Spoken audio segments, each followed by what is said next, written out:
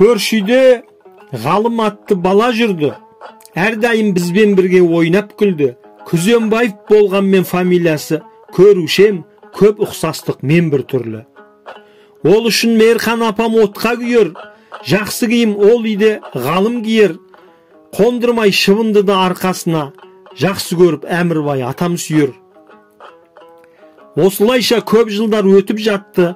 Балалар баққа барып сиыр бақты. Ашуына тигендігі соншалықты беруге бір шапалақ сәлақ қапты. Туғанымсың, сазайыңды берер едім.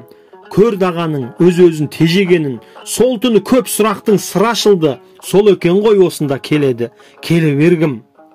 Бағалмастан атама бергені жоқ. Өмірде жақсы жаман көргені көп. Еліміз бен жұртымыз аман болсын. Бергенінен Алланың берері көп. Баласын қиып берді бұлдырлаған.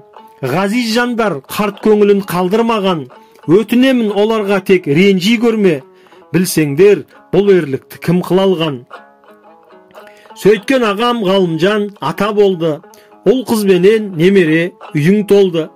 Ер жетіп Тілек Тимур Гаухар қызым, қос аққудай қос келін қатар қонды. Сабырлы Роза жеңгем руын айман, сұлуды жолықтырған ағам қайдан.